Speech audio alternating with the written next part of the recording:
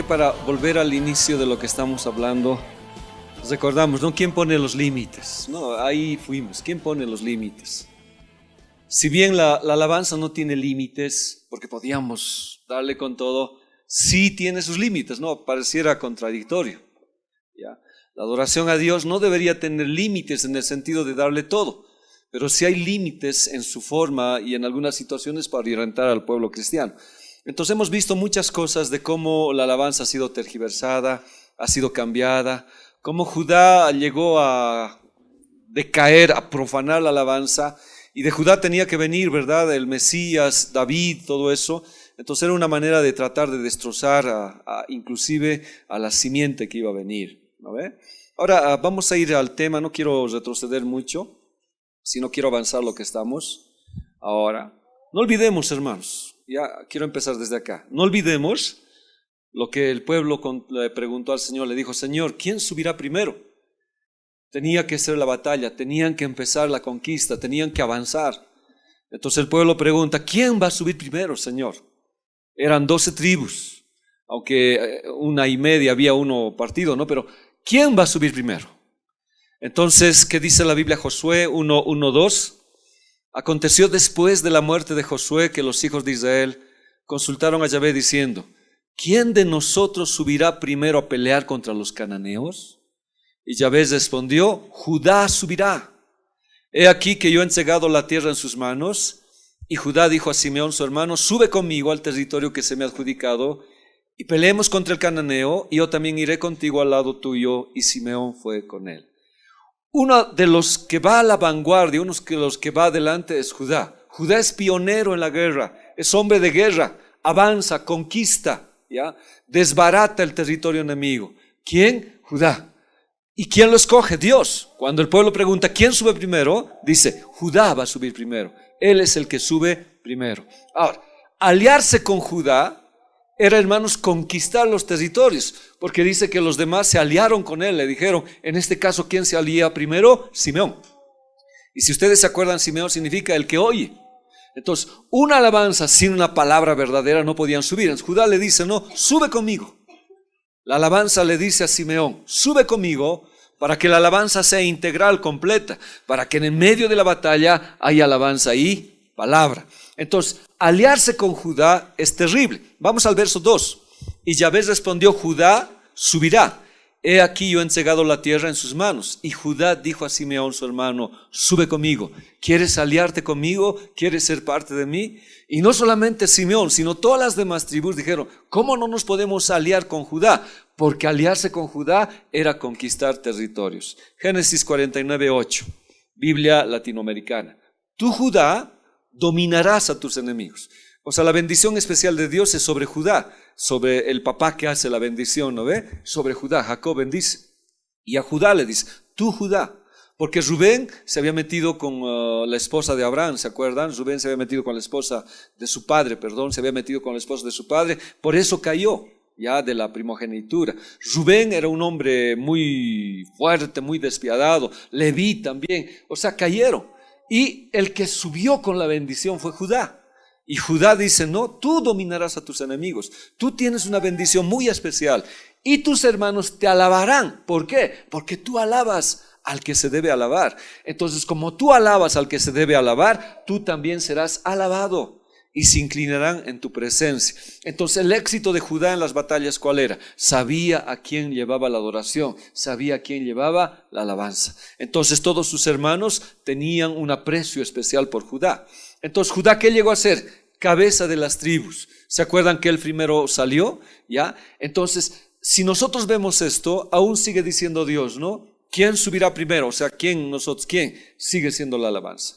Ahora, no estoy descartando las otras cosas que nosotros hacemos, oración, ayuno, pero todo es en alabanza, porque la oración es en alabanza, ¿ya? Si le damos gloria a Dios, todas estas cosas es pues un mover del Señor. Entonces, Judá llega a ser cabeza de las tribus, la alabanza como un arma formidable. Le alabarían a Judá porque él alababa a Dios. Entonces, como él alababa a Dios, se unieron con él para ir a la batalla. Números 10:14 dice: la bandera del campamento de los hijos de Judá comenzó a marchar primero. Y en la bandera que había, el león. ¿se acuerdan? El león de la tribu de Judá. Y Apocalipsis dice, no, ¿quién va a desatar los sellos? Aquí el cordero, pero después vi un león, dice, es el león de Judá, es Jesucristo. O sea, ¿quién va adelante junto con Judá? Es Jesús. Por eso es un arma formidable la alabanza. La bandera del campamento de los hijos de Judá comenzó a marchar primero por sus ejércitos, y Nazón, hijo de Abinadab, estaba sobre su cuerpo de ejército. Entonces la alabanza es un instrumento de guerra, hermanos. Hacemos guerra, ¿ya? Ahora, ¿qué es lo que hace el enemigo? Quiere echar a perder la alabanza. ¿Se han dado cuenta ustedes que en una iglesia cuando hay alabanza cambia la situación? Pero cuando la alabanza es atacada, es destrozada, las demás tribus también decaen. O sea, los demás ministerios como van decayendo en su servicio al Señor. Entonces, lo que el enemigo quiere hacer, ¿qué es? Corromper la alabanza, corromper el sentido de servirle al Señor. ¿Ya? Entonces, si eso logra hacer el enemigo con Judá, puede lograr la victoria con los demás. Por la Biblia dice, no, entrad por sus puertas dando gracias. A pesar de todas las cosas, agradezcan al Señor. Denle gloria a Dios, darle gracias a Dios. Y la alabanza es un arma que está ahí. Por eso cuando leemos Oseas 4:15, Dios tiene un cuidado muy especial sobre Judá. Si fornicas tú, Israel, a lo menos no peque Judá. Y no entres en Gilgal, no subas a Bet-Aven, casa de vanidad, maldad, ídolo, perversidad, iniquidad, ni juréis, vive Yahvé. A ver, examinemos esto antes de ir a eso. Más o menos eran 112 ciudades que rodeaban a Judá, ¿ya? Si un poquito vemos el mapa, a este lado está Moab, Edom, también están las tribus hermanas arriba. Pero Judá tiene límites, aún con sus hermanos en la alabanza, ¿ya? Entonces, más o menos haciendo una suma de todos ellos, son 102. Yo solamente pongo en Josué 15:1 hasta el 63, pero con un compás. Y ahí nos habla todos los límites. Entonces, por ejemplo, este capítulo 15, si nosotros hubiéramos leído antes de explicar la lección, no lo hubiéramos entendido. Parece una lectura aburrida. A ver qué dice. La parte que tocó en suerte a la tribu de los hijos de Judá, conforme a sus familias, llegaba hasta la frontera de Edom, teniendo el desierto de Sin al sur como extremo meridional, y su límite por el lado del sur fue desde la costa del mar Salado, desde la bahía que mira hacia el sur, y salía hacia el sur de la subida de Acrabín, pasando hasta Sin, y subiendo por el sur hasta Cades Barnea, pasaba a Esrón, y subiendo por Adar, daba vuelta a Carcá, y de allí pasaba a Asmón, y salía al arroyo de Egipto, y terminaba en el mar. Este pues os será el límite del sur. El límite oriental es el mar Salado hasta la desembocadura del Jordán, y el límite del lado norte desde la bahía del mar, la desembocadura del Jordán, y así sucesivamente nos dan las citas bíblicas de ahí. Yo voy hasta el verso 62. Nibsán, la ciudad de Sal, y en Agadí, 6 ciudades con sus aldeas. Mas a los jebuseos que habitan en Jerusalén, los hijos de Judá no pudieron arrojarlos y han quedado en Jebuseo, en Jerusalén, como los hijos de Judá hasta hoy. O sea, ¿qué estoy diciendo? Más o menos, hermanos, desde el capítulo 15 nos habla de 112, si no me equivoco, 112 límites de ciudades alrededor de Judá. Hablar de 112 para los límites de la alabanza, ya nos quedaríamos pues todo el año estudiando los 112, ¿ya? Nosotros vamos a tratar de hablar los que, no quiero decir los más importantes, todos son importantes, pero los que van a sobresalir para la alabanza. Entonces son 112 límites con ciudades alrededor de Judá. Entonces eran varias ciudades y el Señor estos son tus límites, Judá, no puedes pasar, no dejes que penetre. Aunque en algunas de esos Judá en su principio conquistó más porque Dios le había dicho. Entonces estos 112 límites serían 112 dominios del enemigo, ¿ya? En contra de la alabanza, y a la vez dominio de la alabanza en la adoración contra el enemigo. ¿Por qué? Si en estos 112 Judá pasaba más allá y transgredía las normas de Dios, podían infiltrarse los edomeos, podían infiltrarse los moabitas, los filisteos por la franja de Gaza, y los de arriba, los de Amón, los países árabes, etcétera, etcétera, podían infiltrarse y dejar que penetren, ¿ya? Pero si ellos agarraban bien el concepto de Dios, ellos dominaban, ya había dominio de la alabanza en adoración contra el enemigo. Entonces, si uno cumplía con las normas establecidas, Judá era una nación fuerte. Cuando se dividió, ¿se acuerdan? Fue el reino de Israel, o que se lo llamaba Efraín, y el reino de Judá. El reino de Judá permaneció hasta el final, aunque al final también cayó. Pero Dios le dice, no, tenemos que cuidar a Judá, porque Judá es la alabanza. Entonces estamos hablando de 112 límites, hermanos, que no es poco, ¿no? Que no es poco lo que estamos diciendo. Apenas hemos hablado uno, de Edom, ¿se acuerdan? Edom, el profanar la alabanza. No podemos prostituir, no podemos mercantilizar la alabanza, no podemos vender el don de Dios. Si bien nosotros, la Biblia dice, comprad, ¿no? Sin dinero, compramos muchas cosas con nuestra fe, no sé cómo explicarle, buscamos de Dios, lo que Dios te da, no puedes venderlo, no se debe vender. Entonces, por eso en Oseas 4:15 nuevamente dice, ¿no? Bueno, si Israel ha fornicado, pues no peques tú, Judá. ¿Ya? 10 tribus de Israel se habían apartado, se habían ido detrás de Roboam en este caso y otros reyes, y Roboam había hecho 2 becerros, ya 2 becerros, uno en Samaria y otro en Betel. Y dice que había dicho él, para que no vayan a Jerusalén, porque hemos dividido los reinos, entonces construiremos 2 becerros. Y él también dijo, no, es Dios, es como en el desierto, es Yahvé. Entonces quisieron establecer los becerros. Ahora, los sacerdotes deberían ser levitas, pero como los sacerdotes estaban en Jerusalén, entonces ¿qué hizo Roboam? Levantó un nuevo sacerdocio que no era conforme a las escrituras. Y esos hombres que no conocían al Señor empezaron a hacer un sacerdocio idolátrico, profano y totalmente destrozado. Entonces por eso Dios le dijo a Israel, ¿no? No puedes tú ser igual que Israel, Judá. Tú no puedes ser igual, ¿ya? Tú no puedes decaer en la misma situación. Entonces, como les dije, la apostasía en Israel fue tremenda. Entonces, ¿cuál fue la advertencia? Judá, tú no vayas a los mismos caminos. Tú no debes ir a los mismos caminos. ¿Por qué? Porque Dios estaba guardando a Judá. Ahora, ¿por qué Judá? Porque de Judá se levanta un rey, el rey David. Y de la simiente de David, ¿quién viene? El Mesías. Entonces, por eso se quería destrozar a esta tribu de Judá. ¿Ya? Ahora, 2 cosas que le advierte el Señor a Judá. Le dice, no vas a subir, no vayas, ¿ya? No entréis en Gilgal ni Bet-Aven, ¿ya? Ahora, Gilgal y Bet-Aven se convirtieron en los centros de idolatría de Israel. Entonces Judá le dijo, no, Dios, no vas a subir a esos lugares. Ahora, ¿qué es Gilgal? Gilgal es, en su palabra etimológica significa círculo, o enrollarse, o también oprobio. Antes de que los israelitas entraran a la tierra prometida, la última fase del desierto fue en este lugar, en Gilgal. Y ahí cesó el maná, ahí comieron los primeros frutos y ahí se circuncidó la gente. ¿Por qué se circuncidó la gente? Porque mucha gente ya no había hecho el pacto. Mucha gente circuncidada había muerto en el desierto. Entonces en Gilgal entraron para circuncidarse. ¿Ya? Entonces era volver a Dios, a su pacto para entrar a la tierra prometida. ¿Qué hizo este Roboam? Este Roboam lo que hizo es hacer un oprobio del pacto con Dios, de la circuncisión.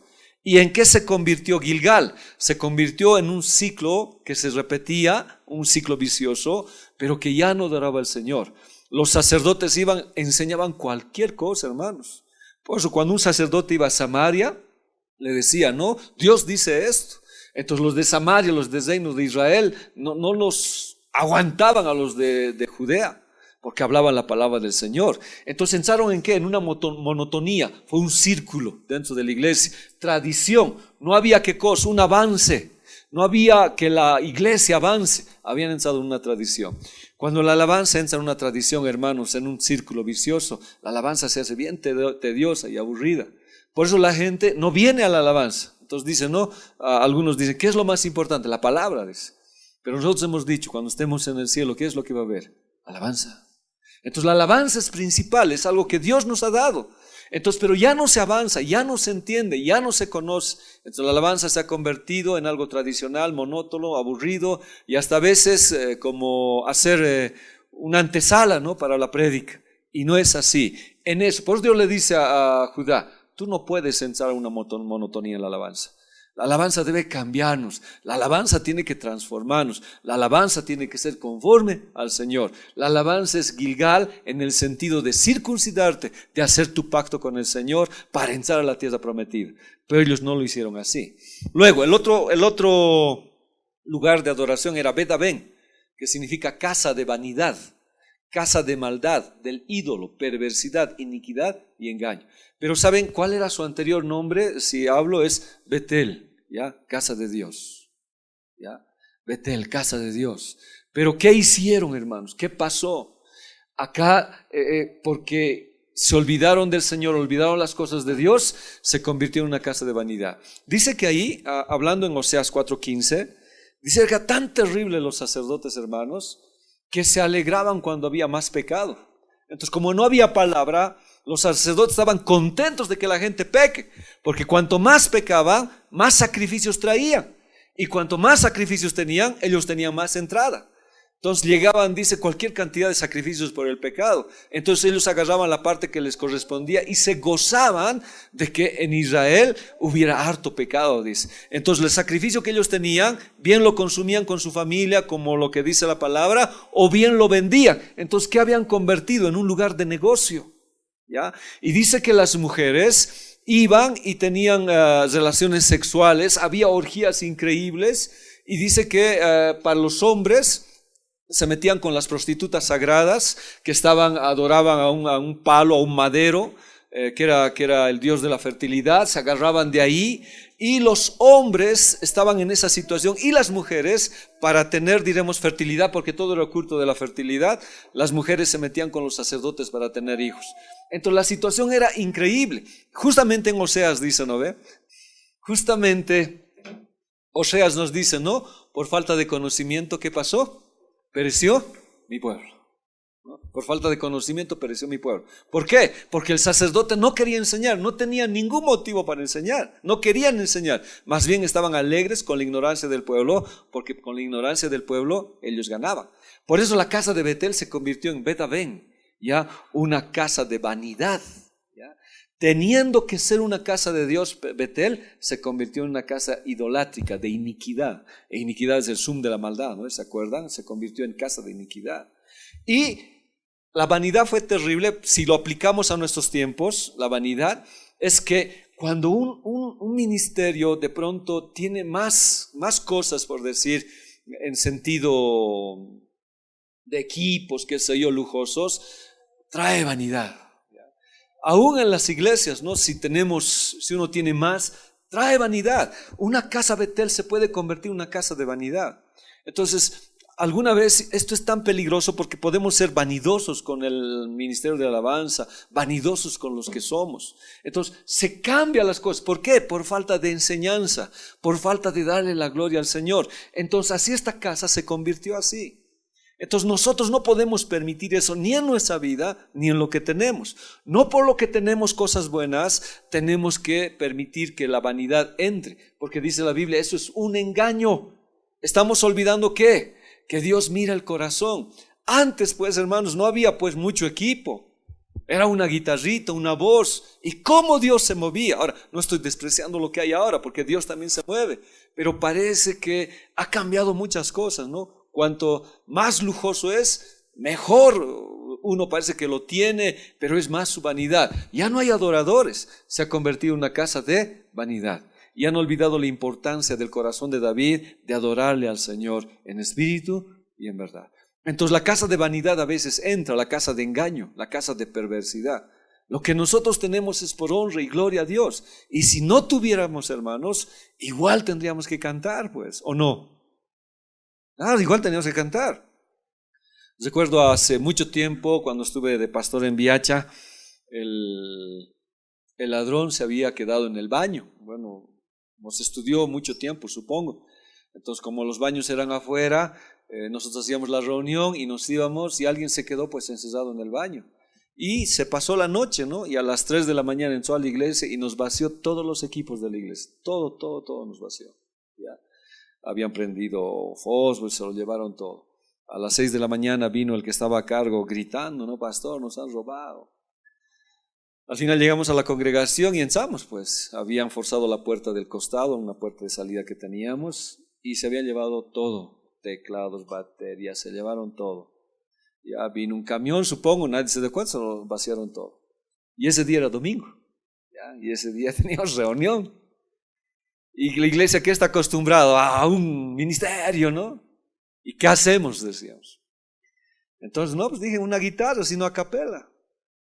Y apareció guitarritas de palo, charanguitos, bombitos. Y la reunión fue más linda que con instrumentos, ¿no ve? Porque le dimos gracias a Dios por lo que había pasado y Dios restauró. Si nos volvemos casa de vanidad, hermanos, puede ser terrible. Es necesario adorarle con el corazón, con lo que tenemos adentro. Pareciera que muchas veces con esta regulación que existe del sonido y tantas cosas que el gobierno quiere hacer, tal vez nos diga, no canten a capela, no usen. Y vamos a cantarle pues al Señor como dice, ¿ya? Entonces, Judá, ¿qué era? El guerrero, un guerrero poderoso en la alabanza. Eran los que subían primero a la batalla para proteger, ¿qué cosa? Las fronteras. Y no permitían el ingreso a la misma. Entonces no permitían que la vanidad entre, no permitían que estas cosas entren. Por eso estos dos, Gilgal y Bet-Aven, no podían ser parte, eran frontera, los límites. Entonces Dios les dice, no permitas que ellos entren a la congregación. Entonces, si primero querían destrozar a Israel, ¿qué debían atacar? Judá. Entonces se concentraban en Judá para inhabilitarlo, para corromper la alabanza, para que la alabanza no fluya, y así se podían destruir al pueblo de Dios. Y de verdad, ¿no? La alabanza es tan importante en la iglesia, ¿no? Es tan linda la alabanza, es bien bonita. Solamente que muchos en el último tiempo tal vez no han valorado la alabanza y llegan a la hora de la prédica, y no es correcto. La alabanza es importante en las cosas del Señor. ¿Quién lo hace? El enemigo. 10 tribus se corrompieron totalmente, pero Dios dijo, Judá no debe corromperse. La alabanza tiene que continuar, ¿ya? Judá no debe llegar a lo mismo que han llegado los otros, porque Judá tiene su importancia en la obra de Dios. Y como hemos dicho, Judá es alabanza. A ver, entendamos un poquito esto, ¿ya? Esto que estamos hablando. Vayamos a más límites que hay ahí. Y hemos hablado del límite de Edom, ¿no ve? Edom, ¿qué sería? Esaú. ¿Y qué significa? Comercio, profanación. ¿Qué más? Vendió su primogenitura, no le dio importancia al don de Dios. Y Edom es el límite, no podemos. Judá no le está permitido pasar más allá, ni que Edom penetre los territorios. Pero ahora vamos a ver el desierto de Sin, que más o menos es desde acá, desde el Mar Muerto, y todo esto que estoy poniendo la línea roja es el desierto de Sin, ya que se llama el desierto de Sin. ¿Ya? ¿Qué dice Josué 15:1? Reisito, léemelo.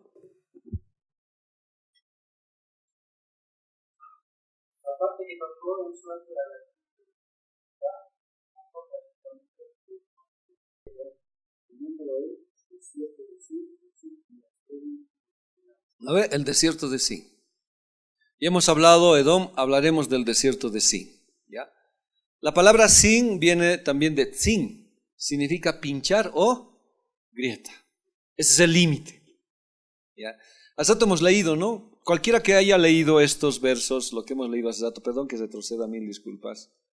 Cualquiera que lea este verso que estamos hablando, perdón, otra vez. Cualquiera que lea esto, parece que no edificara, no te toca la palabra, o a alguien le toca la palabra ahí. Esa palabra me hace llorar, pastor. Ya. No, ¿verdad? O sea, tú lo puedes pasar de alto esto. O sea, ¿para qué lo voy a leer? No lo leo. Pero es que Dios no puede poner algo si es que no tiene su importancia, ¿no ve? ¿Cuándo le hemos encontrado la importancia? Cuando lo hemos estudiado, pues. Y ahí cobró importancia. Ahora, hablar de los 112 límites, ¿a qué quedaríamos? No, sería terrible. Estamos hablando de algunos, hermanos. Yo ya, como que he dicho, ¿ahora qué hacemos? 112, ¿vamos a estudiar todos? Este que estamos hablando es el desierto de Sin. Significa pinchar o grieta. Entonces, ya cuando yo veo, ya así como estamos viendo la palabra, cuando empiezas a ver el hebreo y le pides a Dios sabiduría que te enseñe, entonces este es el límite. Si tú pasas este límite, miren, perdónenme, tal vez uno puede exagerar, no sé, pero Dios lo arma así, o sea, quiero hablar de eso. Si tú pasas este límite, si hay una grieta en ese límite, se te va a pinchar. O sea, vas a ser pinchado. Entonces, necesito entender este límite que existe, ¿ya? Entonces este límite es el orgullo. Cuando hay orgullo, soberbia, vienen los pinchazos. Es el límite sin pinchar o grieta, así se llama. Ya, pinchar o grieta se llama, el límite. Por eso yo les recomiendo una y otra vez, intente comprarse ese programita, el AdWords, aplíquelo en su computadora y vea que lo que yo digo es cierto. Y usted se va a volver un estudioso más conmigo, ¿ya? Entonces, este límite que estamos hablando está diciendo Dios. La tribu de Judá, como es una tribu de alabanza y guerrera, no se le permite el orgullo ni la soberbia. Ahora, pero ¿cuál es el peor problema del ministerio de la alabanza, de los pastores? ¿Cuál es el más grande problema que existe? Por ejemplo, si alguien me dice, no, pastor, qué lindo predica, uy, ¿dónde está? ¿Qué viene sobre mi vida? Gracias, hermano, sí, es que yo estudio, ¿no? Yo hago, o sea, ustedes no saben. De pronto viene el orgullo. Y si voy sobre el ministerio igual, yo digo, ay, qué lindo tocas cuando tocas. Y las hermanas vuelan, ¿no? Uno, sí, no, uy. El orgullo es terrible. ¿Ya? 2 Corintios 12:7, ¿qué dice? Y para que la grandeza de las revelaciones no me ponga por alto y me haga sentir superior a otros, me fue dado, ¿qué cosa? Un aguijón. ¿Ya? En mi carne, un mensajero de Satanás que me abofetee para que no me enaltezca sobremanera. Ahora, Pablo era un hombre tremendo, que escuchó palabra de Dios, que fue discipulado por Jesús mismo. Él vio la gloria de Dios. Que se llama académicamente instruido a los pies de Gamaliel, un hombre terrible con conocimiento. Entonces cuando llega donde el Señor y va a Ananías, Dios le dice anda, y le dice Dios, no, este es un instrumento que yo he escogido y le voy a mostrar cuánto es necesario sufrir por mi nombre. Y de pronto, hermanos, el orgullo, y dice Pablo, ¿no? Para no levantar el cuello, para no ser orgulloso, Dios me dio un aguijón, un mensajero del infierno que venga y me abofetee, me haga recordar mi condición. ¿Se acuerda de Mefiboset? Mefiboset era inválido porque se cayó la nuera, la que cuidaba, perdón, la nana, se cayó. Y tan mala fue la situación que al caer se dice que Mefiboset se lastimó, o sea, su columna ya no podía caminar. Y habíamos dicho, ¿no?, que muchas veces en la iglesia muchos hermanos nos hacen caer y destrozamos nuestro caminar. Pero quiero ir al asunto. Cuando él tiene que ser restaurado, dice el rey, dice, no hay a quien yo pueda hacer misericordia, como le he jurado a su padre Jonatán. Y le decía, hay un hombre que se llama Mefiboset. Y este hombre es hijo de Jonatán. Y vive en Lodebar, un lugar sin pastos, oscuro, donde no hay esperanza. ¡Tráiganlo! Cuando lo traen a Mefiboset, yo recuerdo siempre ese mensaje que alguna vez me compartieron. Cuando lo trajeron a Mefiboset, dice que lo hicieron sentar en la mesa del rey para siempre y por siempre. Y él se sentó en la mesa del rey junto con el rey. Y el rey le dijo, tú eres uno de nosotros. Y eso es lo que Dios hace con nosotros. Nos saca de la basura, nos saca del muladar y nos hace sentar ¿dónde? En silla de reyes. Pero una cosa como Mefiboset que no ocurre, ¿cuál es? No le sanan los pies. Él sigue con los pies igual, sentado a la mesa del rey. Y uno se pregunta, ¿por qué? Porque es un recuerdo de dónde ha salido y cuál debe ser su condición delante de Dios. Hermano, hay muchas cosas que Dios mantiene en nuestras vidas para acordarnos. A veces yo pienso que mi dolor de espalda debe ser un aguijón, algo que Dios me detiene para buscarlo. La iglesia está creciendo, muchas cosas están pasando. A veces te dicen cada cosa, ¿no? Hay ciertas cosas que te pueden elevar tu orgullo, pero no olvides de dónde has salido. Jamás olvides de dónde Dios te ha sacado, que nunca se te suban los humos. Hermanos, esa es mi oración de mí. Siempre he orado, Padre, no permitas que me envanezca, no me permitas que me vuelva. Quiero ser siempre el mismo, sencillo. No quiero. Antes, hermanos, yo me acuerdo, ¿acaso los pastores se los podía tocar? ¿Qué me tocas? No, era imposible, ni podías acercarte a un pastor. Y antes tenían pues como tronos tenían. No sé, ¿se acuerdan? No se podía. Y no podías entablar. Peor después cuando llegaron los profetas, ¿no? Hermano, ¿qué hermano? Profeta, apóstol. Un orgullo terrible. Orgullos de sus iglesias, orgullos de lo que son. Ahora, el orgullo puede ser sano en cierta situación, pero este orgullo está destrozando. Y por eso Pablo, un hombre terrible de Dios, un hombre tremendo, él dice, no, para que no me crea algo, porque lo que soy es de Dios, se me ha enviado un mensajero para abofetearme. Le he pedido a Dios, pero Dios me ha dicho, bástate mi gracia. Un peligro, hermanos, es ese. Entonces, ¿Dios qué hace? Nos pincha, pues. Y todo lo que hemos inflado, ¿qué pasa? Te vas por ahí, ¿no? Y fíjense, nada en la iglesia. Por eso dice Dios exalta a los humildes. ¿Y qué hace con los soberbios? Los humilla. La soberbia es bien peligrosa. El orgullo es bien peligroso. Ahora, pregunto, ¿puede haber orgullo en el ministerio de alabanza, los que cantan, o aún en el liderazgo, o aún en el maestro, por decir que hay? Sí. Entonces es peligroso, y ese es el límite. Y ese límite, si nos pasamos, viene el pinchazo, porque la Biblia dice que Dios a los que ama corrige y disciplina.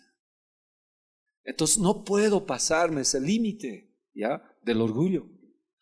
Que es, según el diccionario de la Real Academia Española, que dice, orgullo es arrogancia, vanidad, exceso de estimación propia, que a veces es disimulable por nacer de causas nobles y virtuosas. Y ya está, pues. Yo estoy haciendo algo bueno, pero me estoy sintiendo ya orgulloso, pues, por sobre todos. A veces el tener un don hace mirar por arriba, ¿no?, a los demás. Y no es bueno, hermanos. La humildad tiene que ser parte de nuestra vida siempre. Si usted alguna vez, bueno, yo a veces soy distraído, a veces no es que no quiero saludar, sino soy distraído. Pero le dije, tóqueme, dígame, porque no podemos permitir que el orgullo nos agane, hermanos. El Señor se vistió de humildad por nosotros, siendo Dios. E hizo un trabajo en la tierra. Entonces, por más que sea una causa noble, virtuosa, si te sobresales, si pasas los límites, ¿qué va a hacer Dios? Va a pinchar, porque hay una grieta abierta. No quiero mencionar muchos nombres, pero un tiempo hubo un apóstol, y era pastor primero, y de pronto se convirtió en apóstol, ¿no? Y ya no se podía ni hablar, pues. Antes era mi amigo. Cuando fue apóstol ya ni te miraba. Él tenía que hablar con apóstoles, no con pastorcillos, ¿ya? Con apóstoles.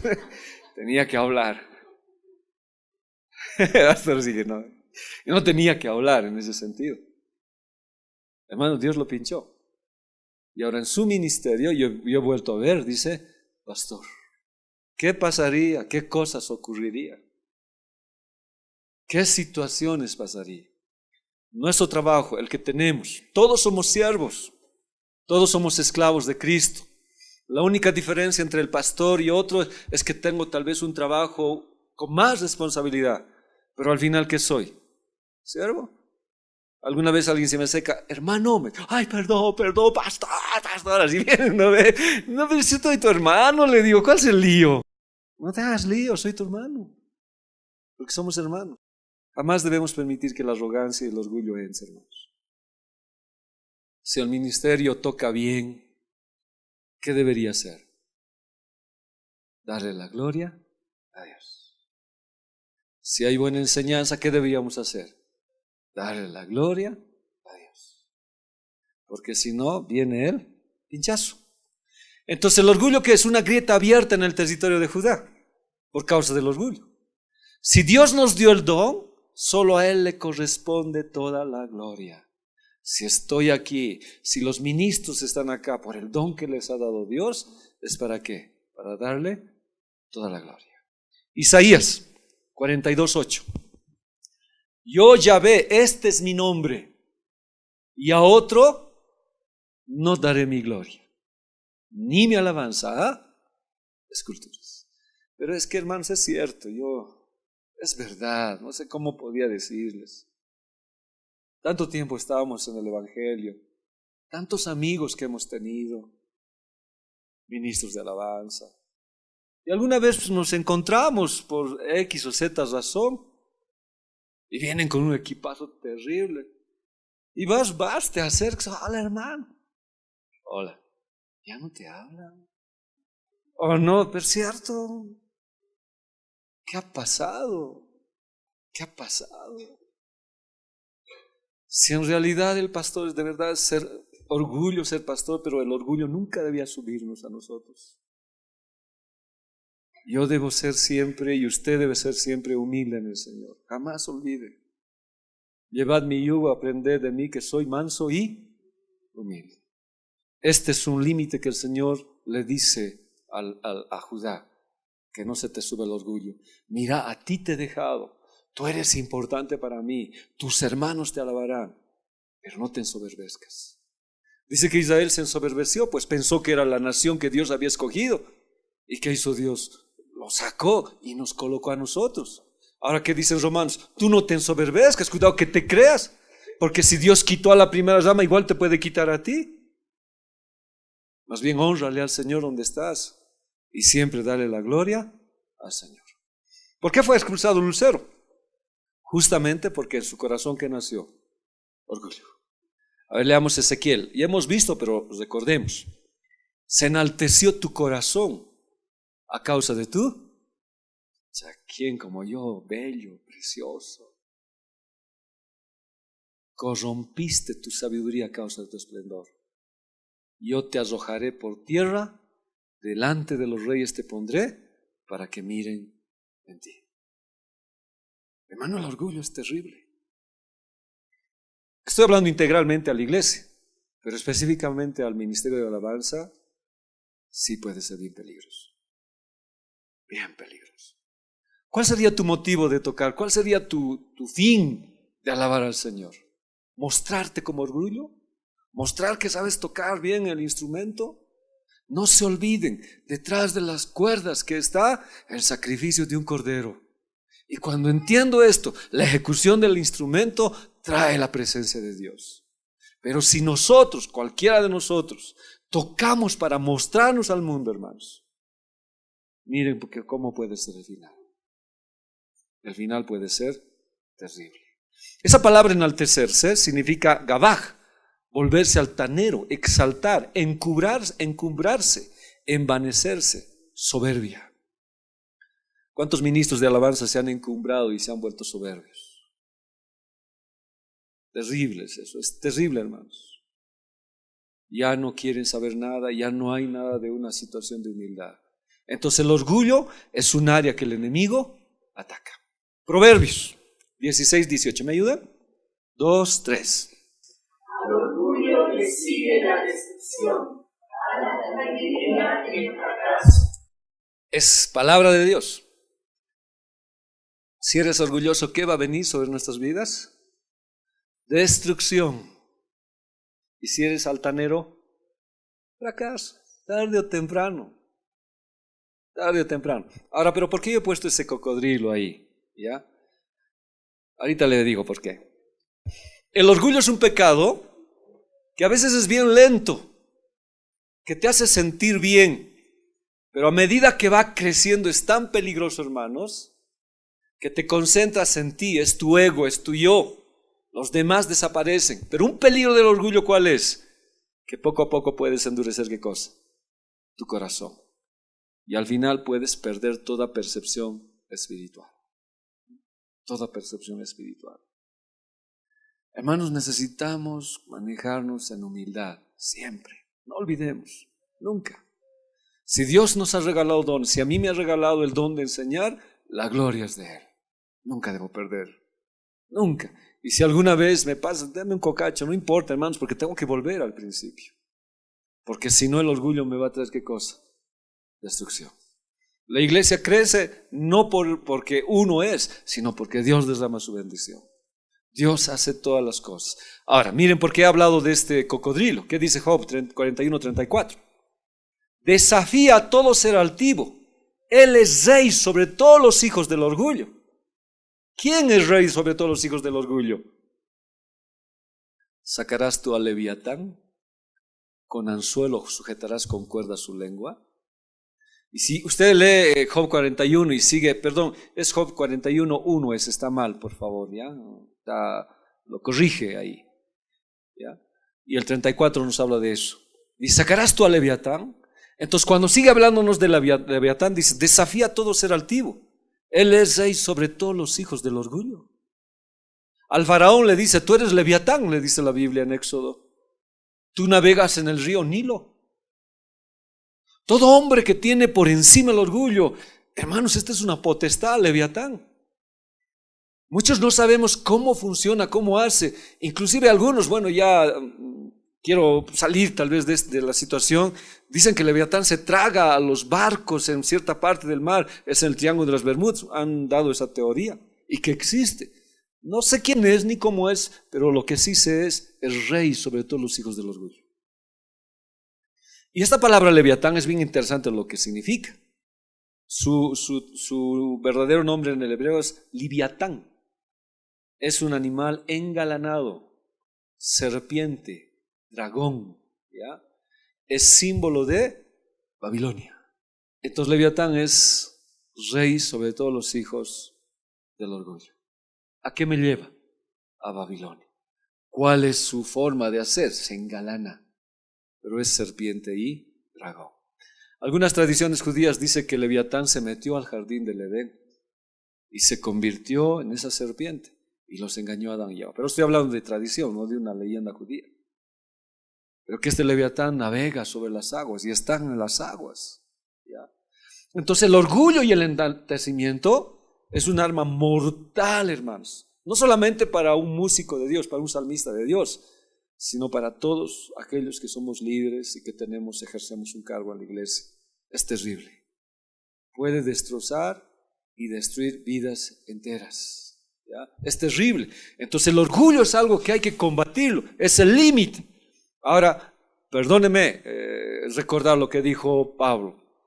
Dios para pincharme me ha mandado ¿qué? Un mensajero de Satanás. Entonces uno piensa, pues, ¿cuántos años yo estoy con mi espalda? Años ya. Pero esto que me ha ayudado a mí a buscarlo al Señor, siempre lo he buscado a Dios. Y cuando estoy mal, Él es mi único sostén. Ahora, si Dios permite para que yo no me enaltezca, para que no, amén, pues es bueno. Ahora, si es producto de una enfermedad, amén, o sea, todo ayuda ¿a qué? A bien. Pero a mí lo que me llama la atención es que para pincharte, ¿a quién puede mandarte Dios? Dice que Pablo sufría tormentos increíbles. Dice que el dolor de Pablo era terrible. Tanto que le pidió a Dios 3 veces, Señor, sácame. Y Dios le dijo, no. Mientras tengas eso, tú vas a mantenerte así. Tantas cosas que he querido hacer. Un tiempo estuve a punto de dejar la iglesia porque abrimos una empresa, estábamos en la gerencia y tuve que decidir, ¿no?, entre la gerencia y la iglesia.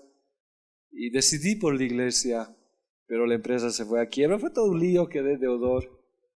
Pero entre todas las cosas siempre yo le preguntaba al Señor, ¿no? ¿Por qué, papá? ¿El dinero me hubiera cambiado? ¿No les hubiera saludado? Y yo, no sé, solo Dios sabe. Pero donde estoy feliz porque Dios provee a diario mi sustento. Y puedo darle gracias. Algunos podía ser, ¿no?, que los bienes, qué sé yo, pudiera cambiar. Si la gente cambia. ¿Qué necesitamos? Humildad en las cosas del Señor. Dios sabe por qué lo hace. Y ese es un peligro bien grande ¿para quién? Para el salmista. ¿Ya? A ver. Hoy los músicos están perdiendo el verdadero significado de la alabanza, lógico, porque ya se han enaltecido. Ya no sienten, ya no saben que detrás de las cuerdas está el cordero. ¿No ve que agarraban un cordero y lo mataban y de la parte superior del estómago hacían las cuerdas para que toquen? Había sangre y no tenían que usar ningún instrumento, ¿se acuerdan? Sino ellos tenían que tocar y entender que la música que ellos ejecutaban era porque alguien había muerto, un cordero. Es por eso cuando ellos ejecutaban la alabanza, Era una alabanza con unción como David lo hacía. ¿Ya? Pero cuando se pierde ese verdadero significado, entonces ¿cómo ejecuta su alabanza el ministerio? Se ha perdido ese sentido. ¿Cuál sería el objetivo? Demostrarse, hermano, mostrarse. A veces yo me río alguna vez cuando pasa, ¿no? Están en una vigilia y han invitado 5 ministerios. Y los ministerios no, a nosotros al último nos van a dar, el último, dice. Vamos a estar con broche de oro, somos los mejorcitos. A los primeros, los teloneros, den a ellos los primeros. ¿No? Están así, ¿no? Nosotros lo mejorcito. Y le dan pues lo mejorcito, supuestamente. Y a las 4 de la mañana los hermanos se van toditos de la congregación y lo mejorcito se quedan sin nada. A veces es bueno pinchar. Y Dios lo hace. Cuando el ministerio pierde la esencia de la alabanza y la adoración, hermanos, es grave. Si yo pierdo mi esencia de por qué les comparto la palabra, Dios me va a pinchar tarde o temprano. Que la humildad siempre sea parte de nuestra vida. Muchos se están llenando de orgullo. Ya no le dan gloria a Dios como se lo merece. Uno se está llevando la gloria. Y tarde o temprano vienen los pinchazos de Dios, porque somos sus hijos, pues. Si abrimos una grieta, adoramos y alabamos su gloria. Cuando el ministerio de la alabanza sabe lo que es la forma de alabar a Dios, sabe lo que son los instrumentos. Por medio de la alabanza limpia a la iglesia. Por medio de la alabanza hay sanidad, hermanos. Se rompen cadenas. Los muros caen. No es teoría, no es solamente letra, es verdad. Porque si solamente es letra lo que ponemos acá nosotros, los muros caerán y no caen, somos teóricos totalmente. Pero cuando venimos a la iglesia y un ministerio sabe lo que es, le busca a Dios, de verdad que la alabanza provoca todas estas cosas. Hay sanidad, se rompen cadenas, somos guerreros que dan la gloria a Dios. Por eso dice pues la música de afuera atrae el trono de iniquidad, hemos dicho eso. Trae otra presencia. En cambio, los guerreros de Dios traen la presencia de Dios. Pero si no conocen esa función, hermanos, solamente es un show más en la iglesia. De verdad, yo cuando me invitan a alguna iglesia, tengo miedo. Miedo en el sentido sano. Es que si yo voy y digo, yo sé, voy a predicar cualquier cosa, los envuelvo. No tiene sentido. Voy y le pido a Dios, ayúdame, enséñame. Hasta para venir acá le digo, Señor, enséñame, por ahí me equivoco. Dios, dame sabiduría. Yo he estudiado, es cierto, pero tú lo puedes cambiar. Mi dependencia es total de ti. Entonces cuando vienen los ministros de alabanza, tienen que decirle eso, Señor, es para gloria tuya. Antes las alabanzas se distinguían por otras cosas. Libertad. Mira lo que dice el Salmo 74:12. Dios mío, tú has sido nuestro rey desde hace muchísimo tiempo. Nos has salvado muchas veces. Con tu poder abriste el mar rojo. Derrotaste a los monstruos del mar. ¿Y quién eran los monstruos del mar? Leviatán. ¿Ya? Aplastaste las cabezas de Leviatán e hiciste que los devoraran las fieras del desierto. Miren, los salmos son proféticos. Si uno lee los salmos a veces no lo entiende y parece un poema, una leyenda, algo que no tuviera, diremos, su asidero. Pero cuando, por ejemplo, hemos hablado las palabras de la cruz, en los salmos hemos encontrado todo lo que rodeaban pues en la cruz, los perros, las prostitutas, el unicornio, lo hemos encontrado en los salmos. Entonces los salmos nos hablan de escenas que lo vio David u otro que escribió el salmo. Y ahí que dice, cuando el pueblo de Israel pasaba el mar rojo, hermano, el enemigo estaba ahí, Leviatán estaba ahí para matarlos. No creamos, o sea, nosotros vemos lo físico, pero no vemos el mundo espiritual. Por eso cuando Jesús estaba en la cruz, que dijo, Padre, perdónalos, porque no saben. Y esa palabra no saben, no recuerdo bien su traducción, pero dice, no perciben las cosas espirituales. No pueden entender las cosas espirituales. En una iglesia vemos lo físico, pero no vemos lo espiritual. Y en lo espiritual hay hermanos demonios, decenas de demonios que quieren destrozarnos y matarnos. Pero cuando uno alaba, yo recuerdo una película cuando vimos cómo pasaban el mar rojo cantando. alabando al Señor, tanto que al final, ¿qué hizo la hermana de Moisés? Agarró el pandero y empezó a dar gloria a Dios. Cuando uno alaba, hermanos, lo que nosotros no vemos físicamente, el libro de los Salmos nos está hablando. Porque, perdóneme que lo vuelva a leer, Dios mío, tú has sido nuestro Rey desde hace muchísimo tiempo.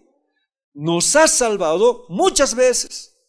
Con tu poder abriste el mar rojo. Derrotaste a los monstruos del mar. Ahora Leviatán se mueve sobre las aguas. Cuando el pueblo de Israel estaba pasando, espiritualmente había entidades, hermanos espirituales, que no querían que Israel pase a la libertad. No lo vieron. Pero Salmos nos revela. ¿Y quién los derrotó? Dios. Aplastaste las cabezas de Leviatán e hiciste que lo devoraran las fieras del desierto. En cada batalla que tenemos no percibimos el mundo espiritual. Y es más, hoy la iglesia contemporánea de hoy, ha perdido la visión espiritual. Somos muy reales. Nos es difícil creer que alguien, aunque también se ha exagerado por el otro lado, ¿no? Pero antes los dones eran en la iglesia terribles, había muchos dones en la iglesia. Recién ahora, en estos últimos domingos, yo escucho de una hermana que viene y me dice: pastor, he visto ángeles. Pastor, hay esta revelación sobre la iglesia. Eso yo no lo escuchaba a tiempo. Recién estoy viendo estas situaciones. Los dones debían ser derramados. ¿Qué guerra sostenemos? Y Leviatán, el padre de todos los orgullosos, es derrotado en el Mar Rojo. Nosotros podemos derrotar. Dios nos ha dado la ayuda. Hoy el anticristo, hermanos, sigue saliendo de las aguas como Leviatán. Y Leviatán, su nombre también es la serpiente. Y está peleando contra el pueblo de Dios. Pero ¿a quiénes los está cogiendo más? A los salmistas con el orgullo. Apocalipsis 13:1. Me paré sobre la arena del mar y vi subir del mar una bestia que tenía 7 cabezas y 10 cuernos.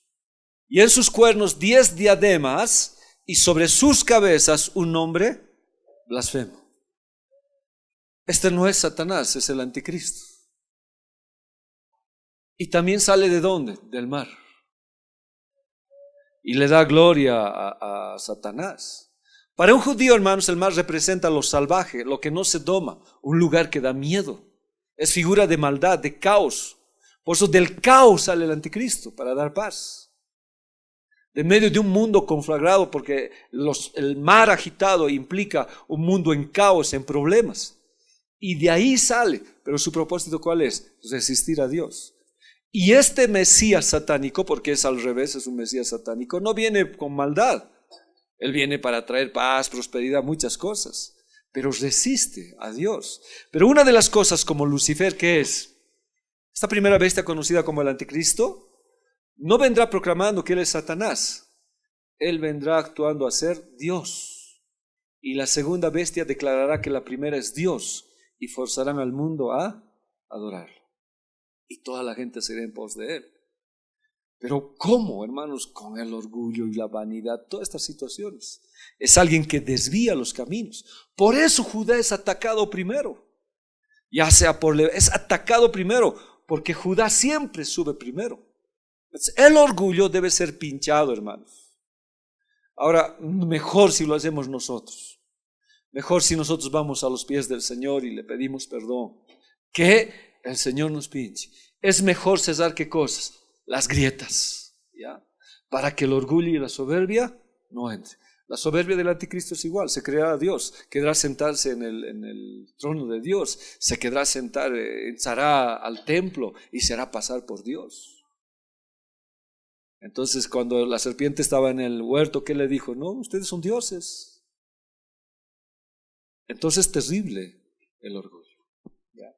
Ahora, vayamos a este límite, ¿ya?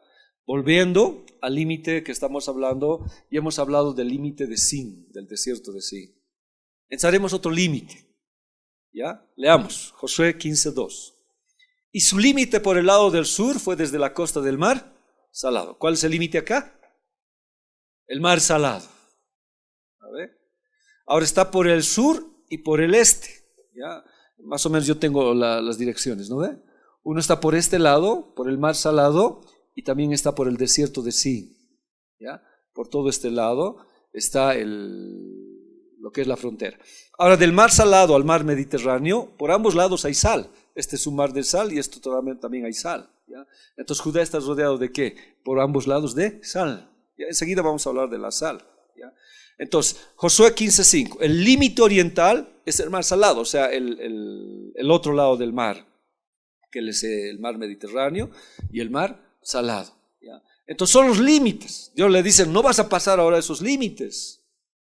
Pero para ir a esos límites que estoy hablando, para no salir de esos límites, quiero entender qué es la sal. La sal es figura ¿de qué? De santidad. Preserva los alimentos. La Biblia dice, ustedes son la sal del mundo. Ustedes tienen que poner sazón a las cosas del Señor. El ministerio tiene que cantar con sal. La palabra tiene que ser con sal. Pero preserva, es santidad. Antes todos los alimentos que se ofrecía al Señor en sacrificio, se le ponía sal. ¿Ya? Hay pactos de sal que se llaman. Hay pactos de sal. La sal es bien importante. Pero antes de subir, diremos, a estos límites, había una frontera que se llama Acrabín. Acrabín. A ver, vayamos al verso 3. Es otro límite. Miren. Y salían hacia el sur de la subida de Acrabín, pasando hasta Sin, y subiendo por el sur hasta Cades Barnea, pasaba Esrón, subiendo para Dar, daba vuelta a Carca. Ahora, como les digo, ya no sé qué vamos a hacer, porque Cades Barnea, por ejemplo, significa fugitivo. No sé si lo vamos a hablar en la próxima clase, pero ¿qué significa esto? Que en la iglesia no puede haber ministerios fugitivos y errantes. Y ese era un límite, pero lo vamos a hablar en la próxima clase. Ahora hablaremos de Acrabín. ¿Ya? Antes de llegar a la santidad, al límite de Dios donde nos pedía cuidar, estaba Acrabín. Y salía hacia el sur de la ciudad de Acrabín, pasando hasta Sin. Mire, como le digo, leyendo la cita, lo que hemos leído, Josué 15, no tiene sentido, ¿verdad? Medio aburrida la lectura. Pero cuando empezamos a entender, es grave. Mire lo que significa Acrabín. Escorpión, flagelo, látigo. Entonces el enemigo, para que no pasemos a la sal, a la santidad, viene como un escorpión, como un flagelo, como un látigo sobre nuestras vidas. ¿Y sabe qué libera? La alabanza. Ahí te lo vamos a ver. Lucas 10:19. He aquí os doy potestad de hollar, de pisar serpientes y... O sea, no solamente es la serpiente como una entidad demoníaca, sino los escorpiones. Recuerdo siempre un sueño que yo tuve. En mi sueño, bueno, raros son los sueños que yo tengo, ¿no? O sea, no soy un hombre que sueña todas las veces, sino yo sé los sueños que son de Dios. Y fue en el principio de mi ministerio, cuando estuve como pastor. Entonces en mi sueño yo estoy en un valle y de pronto viene un toro de color rojo a cornearme, ¿ya? Y se vuelve negro el toro. Y viene y me persigue, yo le eludo, así peleo con él, pero estoy cansado, él quiere matarme, quiere arrojarme a un abismo. Y en un momento de esos en el sueño yo escucho una voz que me dice, enfréntalo, agárralo de los cuernos, porque el cuerno es poder. Ya en la Biblia el cuerno es poder. Por eso la bestia tenía 10 cuernos, que era más poder contra la iglesia. Entonces, cuando es ese sueño, entonces yo me paro en el nombre de Jesús, estoy relatando mi sueño. Entonces el toro también se para a mí y me quiere cornear, pero yo obedezco a Dios y le agarro de los cuernos. ¿Ya? Y usted me va a interpretar el sueño porque es bien sencillo. ¿Ya? Y agarro al toro y con una facilidad tan enorme, después de tanto escapar, hermanos, agarro al toro y lo meto al abismo. Y yo veo al toro caer al abismo. Y yo me alegro, digo, soy libre, ahora sí, voy a seguir en la obra de Dios. Pero del abismo salieron escorpiones. Apocalipsis nos habla de los escorpiones, ¿no? Que van a ser tormento para los hombres. ¿Eso qué significa? Que el enemigo nunca se va a rendir. Si vencemos a una entidad, vienen los escorpiones para destrozar el ministerio. Pero la Biblia, ¿qué nos dice? Yo te doy ¿qué cosa? autoridad. A la segunda parte del sueño ya no sé, ¿no? Vinieron los escorpiones y otra vez escapé. Necesito soñar la segunda parte para pisarlos. ¿No ve? ¿Ya? Vinieron los escorpiones. Pero la Biblia me está diciendo, yo te estoy dando autoridad de pisar no solamente serpientes y escorpiones. Y sobre cualquier fuerza del enemigo, nada te hará daño. Ahora el ministerio es una guerra. Por ejemplo, si yo hablo del ministerio exclusivamente de hoy, lo que está ahí con el respeto, con el debido respeto, ¿Dios qué quiere hacer en ellos? Santidad. Santidad, porque si en ellos hay santidad, ¿cómo fluye la alabanza? Terrible. Entonces el enemigo que manda, escorpiones, no permiten que entren a los lados salados. ¿Ya? Vamos a seguir viendo esto. ¿Ya? Entonces, con la alabanza, hermanos, se pisa escorpiones. Vamos a sustentar esto bíblicamente. El veneno del escorpión es sumamente doloroso, dice. Es un arácnido, es una araña. Solamente que tiene un aguijón, es de esa especie, es el escorpión. ¿Ya? Y tiene su aguijón de defensa. Con sus tenazas agarra y clava su aguijón. Es sumamente doloroso. Para las víctimas pequeñas las paraliza. Pues no les permite ir a la santidad, los paraliza con su veneno. ¿Ya? Y según la Biblia es un tormento para el hombre. David, hermanos, tenía problemas. David estaba angustiado porque había pecado con Betsabé. Y con Betsabé la había dejado embarazado y lo había matado a su esposo. ¿Ustedes creen que David lo pasó eso como si nada? Ya era un tormento para su vida, David. Los escorpiones lo atacaron, le dejaron un tormento en la mente. Y usted me va a entender, pues, nosotros que somos cristianos, hijos de Dios, cuando cometemos un pecado, ¿es así como si nada o nos atormenta? Nos atormenta. Si pedimos perdón a Dios, Dios lo lleva, pero a veces cuando es algo grave nos atormenta. Apocalipsis capítulo 9, versículo 5 dice: y del humo salieron langostas sobre la tierra, y se les dio poder como tienen poder los escorpiones de la tierra. Y se les mandó que no dañasen a la hierba de la tierra, ni a cosa verde alguna, ni a ningún árbol, solamente a quién. Su propósito específico es el hombre. ¿Y qué hombres? Que no tuviesen el sello de Dios en sus frentes. No había identificación con Jesús, no había santidad en sus vidas. Los atacaron. Y les fue dado, no que los matasen, sino que los atormentasen 5 meses. Y su tormento era como tormento de escorpión cuando hiere al hombre. Es un tormento terrible. Y uno, hermanos, pues si es de Dios, ¿verdad pasa esas cosas? ¿O cuánta gente atormentada hay en la iglesia? Es una lucha a muerte con los escorpiones. Pero para esa batalla, hermanos, aunque no sé, a veces uno dice, ¿pero dónde? Dios nos ha dado ¿qué cosa? La alabanza. Pues dicen, den gracias a Dios, pónganlo en la alabanza.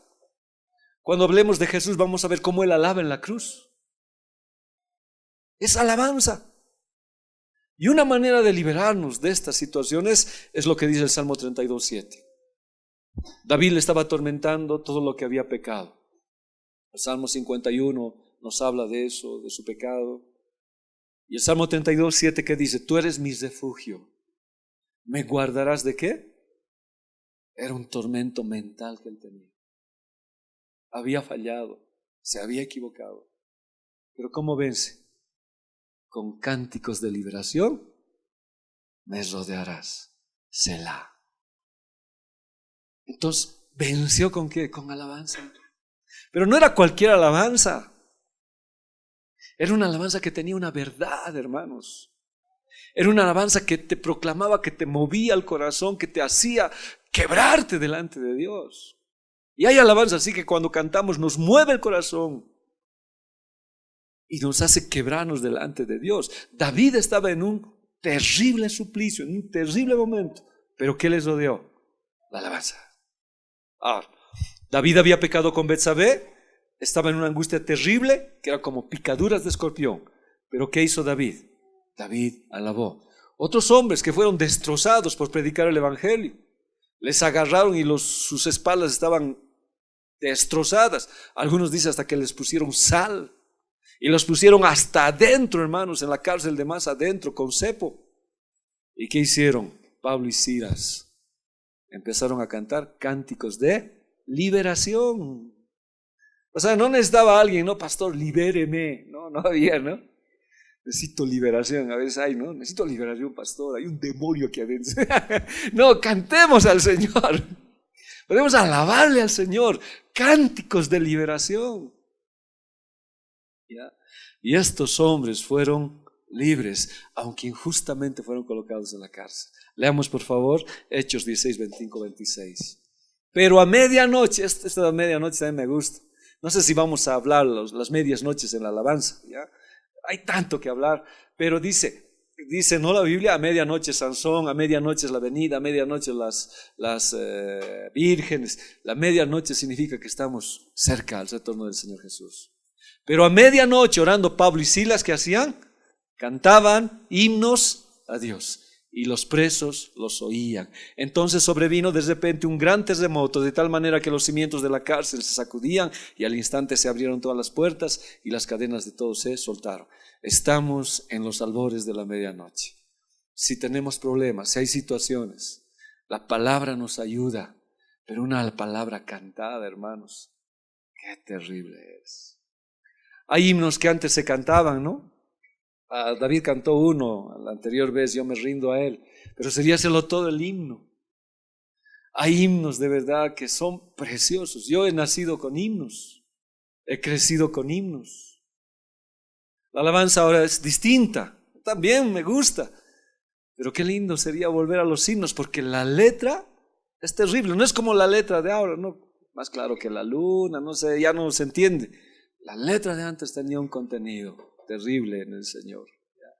Las que cantaba Lutero, Castillo Fuerte, Firmes y Adelante, había alabanzas bien terribles. Y ellos cantaron himnos. Ahora ese es otro tema, pero cantaron. ¿Qué sucedió? Liberación. ¿Qué estoy hablando? Cánticos de liberación. Entonces cuando los escorpiones vienen, tenemos cánticos de liberación. ¿Ya? Con esto terminaremos. Dijo entonces Jesús a los judíos que habían creído en él: si vosotros permaneceréis en mi palabra, seréis verdaderamente mis discípulos y conoceréis la verdad y la verdad os hará libres. ¿Por qué les pido, hermanos? Porque yo lo estoy practicando, tengo que hacerlo. ¿Por qué les pido que cuando canten entiendan la letra? No me canten automáticamente, mecánicamente. Canten entendiendo la letra. Y cuando usted cante entendiendo la letra, comprendiendo el significado de lo que está cantando, vienen los cánticos de liberación. Por eso Jesús dice, ¿no?, a los judíos que habían creído en él: mis palabras tienen que permanecer en ustedes. Así van a ser mis discípulos.